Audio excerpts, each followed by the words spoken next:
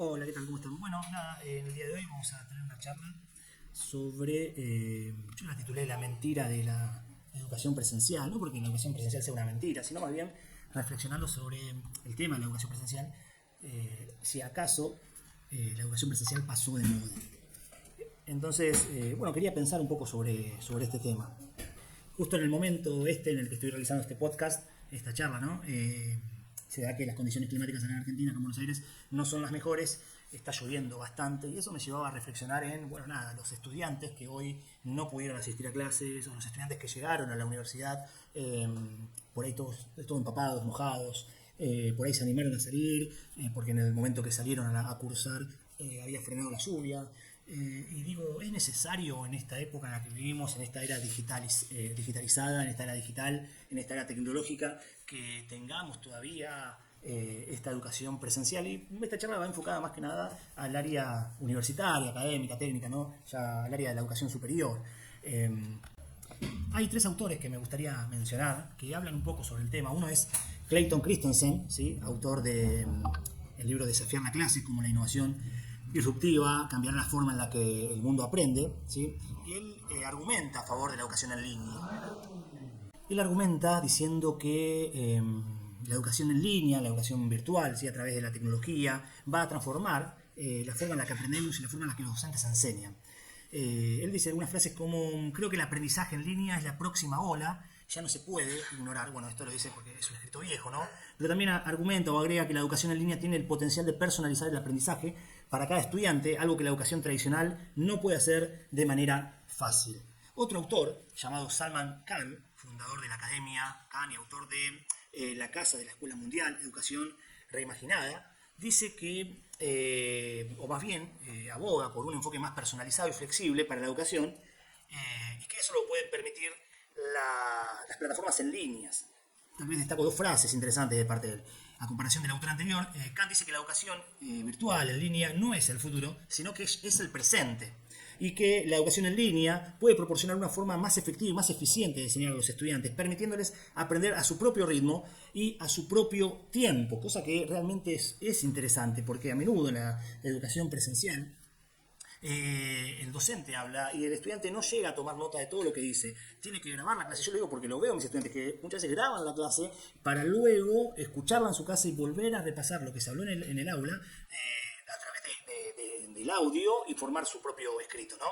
Y otro autor, ¿sí? Richard Baranuik, fundador de, bueno, un espacio llamado Conexión, defensor del movimiento educacional abierto, promueve también los recursos educativos abiertos y accesibles en línea y nos dice que la educación, dice esto, la educación en línea puede democratizar el acceso al conocimiento y empoderar a las personas de todo el mundo. Y también otra frase que dice él es que las tecnologías emergentes están transformando la educación, permitiendo nuevas formas de enseñar y aprender que antes no eran posibles. Por lo tanto, esto no lo dice, lo agrego yo, no podemos ignorar la tecnología en la educación. Por eso digo, ¿será acaso que la educación presencial a nivel terciario, no me quiero meter a nivel secundario ni en primario, pero a nivel terciario, acaso ya pasó de moda? Es importante señalar que no todos los autores están de acuerdo en que la educación presencial deba dejar de existir.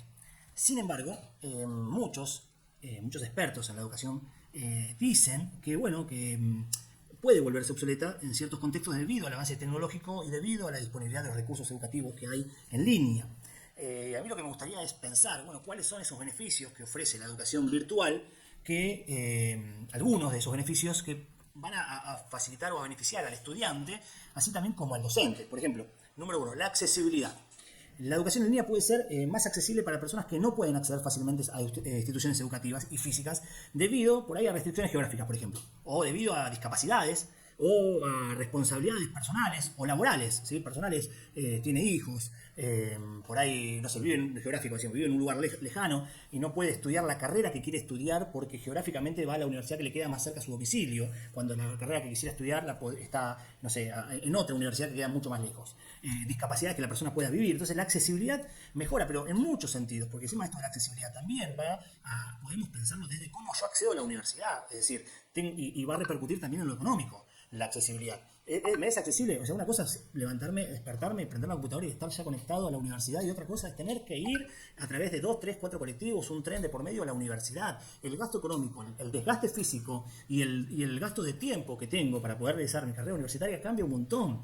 Entonces, la accesibilidad, ¿sí?, mejora en muchísimos aspectos para el estudiante, también como para el docente, que prepara su clase, la puede trabajar online, la puede dejar subida en el campus y el estudiante no tiene que tomar nota porque puede recurrir a esa clase en cualquier momento. Otro punto, por ejemplo, puede ser, número 2, la flexibilidad. ¿Sí? Los programas de educación en línea ofrecen, ¿sí?, pueden ofrecer flexibilidad en términos de horarios. No hace falta que yo que vaya de forma presencial tal día y tal hora a cursar. Los horarios, como la clase está subida, yo la veo en el momento que a mí me es más conveniente, lo que va a permitir a los estudiantes adaptar sus estudios y sus compromisos personales a la universidad, así como también el docente, que puede manejar sus horarios de una manera más flexible. Costos, otro punto, bueno, lo mencionamos en accesibilidad, tema de costos. La educación en línea, bueno, va a ser más económica que la presencial, ya que elimina todos estos costos de transporte, de alojamiento. ¿Sí? Muchos estudiantes viajan de una localidad, de un municipio a otro municipio y tienen gastos de alojamiento. Bueno, eso se eliminarían los gastos relacionados a la vida del campus. El estudiante que va a la universidad tiene 3 materias, la materia del medio se suspende, tiene que ir a tomarse un café, gasta en el café. Entonces, esos gastos que están en el medio, tiene hambre, como está en su casa, tiene que recurrir sí o sí a los insumos que aparezcan en ese lugar. Eso también es un costo adicional. En cuarto lugar, yo quería destacar la tecnología educativa avanzada, ¿sí? Es decir, con el desarrollo de la tecnología educativa innovadora, como la realidad virtual aumentada, la inteligencia artificial, las plataformas de aprendizajes adaptativos, se pueden crear experiencias de aprendizajes en línea cada vez más interactivas y más efectivas. Pasa, y me toca ver en las universidades, y me pasa en primera persona, que a veces terminás enseñando desde un PowerPoint, porque el tiempo que vos tenés en la clase, para dar la clase, es un tiempo que vos de repente lo podrías estar utilizando para mejorar tus herramientas didácticas. Sin embargo, como ir a la universidad, dar la clase en la universidad, retirarte de la universidad, lleva todo un tiempo. Entonces vos no podés incorporar nuevas herramientas didácticas, que en este caso se podría hacer desde la tecnología. Otro punto que me gustaría destacar es la globalización, ¿sí? Por ejemplo, la educación virtual en línea puede permitir a los estudiantes de todo el mundo que puedan acceder a programas educativos distintos, diferentes. Es decir, que yo puedo cursar, ¿sí? Este es el programa de intercambio, se sigue utilizando y está bueno, pero de esta manera yo podría cursar una materia determinada, no sé, por ejemplo, fundamentos de enfermería, en una universidad de Chile con un docente de Chile que le estaría dando su impronta desde su perspectiva del país vecino, ¿sí? Cómo ven la enfermería ellos desde su lugar a una enfermera de Argentina. Y eso enriquecería muchísimo al estudiante. Y también un sexto punto que ponía era la personalización del aprendizaje, ¿sí? Las plataformas en línea pueden adaptarse a las necesidades de los individuos, de los estudiantes, ofreciendo recursos, actividades personalizadas para mejorar, ¿sí?, la experiencia del aprendizaje. Ahora bien, todos estos beneficios que estamos mostrando desde la educación virtual le ganan a los beneficios, me pregunto, ¿no?, que proporciona, que promueve la educación presencial. Entonces me gustaría pensar cuáles podrían ser esos beneficios que promueve la educación presencial y si acaso son mejores, o siempre en términos o en la idea de promover la educación con el beneficio o con la idea de beneficiar, mejor dicho, a los estudiantes que están en un proceso de aprendizaje queriendo ser y salir y sacarlos al mercado como los mejores profesionales en el área que estén estudiando. Entonces, ¿cuáles son esos beneficios? Bueno, uno de los que pensaba era la interacción social, ¿sí? La educación presencial promueve, ¿sí?, esta interacción social de manera directa entre estudiantes, entre profesores, sobre todo entre los estudiantes, que terminan transformándose en un andamiaje. Me pasa que al estudiar de forma virtual, muchas veces no logro encontrar un grupo de estudiantes que me acompañe. Lo presencial siempre fomenta las amistades y facilita el aprendizaje desde la interacción humana, ¿sí? Fomentando el debate, la colaboración, el desarrollo de habilidades sociales, el desarrollo de habilidades emocionales, que bueno, justamente son fundamentales para la vida en sociedad. Entonces, desde ese lugar creo que la educación presencial tiene un punto muy fuerte en comparación de la virtual, ¿sí?, donde es bastante distante esta relación social. Otro punto fuerte que tiene, en segundo lugar, es la experiencia práctica. Es decir, el aprendizaje desde la experiencia, desde las prácticas. Muchos campos de estudios, como las ciencias experimentales, la medicina, enfermería, requieren de prácticas del espacio práctico, que son muy difíciles de replicar, y creo que lo hemos visto en plena pandemia, donde se quería hacer una especie de espacio práctico, de tener un espacio práctico con las clases virtuales, y no se llegaba a tener, y quedaba muy lejano, por eso se llenó de memes. Las redes se llenaron de memes mostrando una casa que se caía a pedazos y decía el arquitecto que estudió en pandemia. ¿Por qué? Porque bueno, el espacio virtual no logra promover eso. La educación presencial permite a los estudiantes participar de actividades prácticas y experimentales que complementan justamente el aprendizaje teórico. Otro punto que yo voy a destacar era la motivación, la disciplina. que desde la estructura universitaria, desde el espacio docente, desde lo presencial, se puede promover para con los estudiantes en el aula, transmitiendo, ¿sí?, un nivel de motivación y un diálogo distinto, donde se rompen ciertas estructuras y desde donde aparece un currículum oculto. ¿Sí? Permite también trabajar el currículum oculto, la clase presencial, que por ahí en lo virtual, en lo envasado, en lo que se prepara, no se logra tener. Entonces, desde ahí se puede despertar cierta motivación para con el estudiante como docente. Y eso lo tiene lo presencial, ¿sí? Así como también el acceso a otros recursos adicionales que puede promover la institución. Por ejemplo, actividades de educación física, hay universidades que tienen gimnasios y eso permite, ¿no?, promueve también otra vez esto social.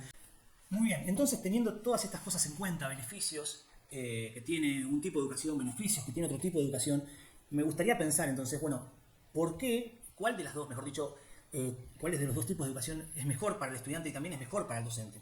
Desde mi humilde lugar, desde mi humilde opinión, entiendo que el campo práctico no se puede quitar, que las carreras universitarias que necesitan la formación del campo práctico, esas tienen que ser de manera presencial en carácter obligatorio. Pero pregunto, ¿por qué lo teórico se sigue dando de manera virtual? ¿Por qué, se sigue dando de manera presencial? ¿Por qué continuamos de alguna manera complicándole la vida al docente y también al estudiante, que tiene que levantarse, vaya a saber a qué hora de la mañana, en invierno, de noche, tomar de diferentes medios de transporte, ponerse en peligro, tener un gasto adicional cuando también de repente hay universidades que le ofrecen becas y esos gastos podrían utilizarlos para otros recursos?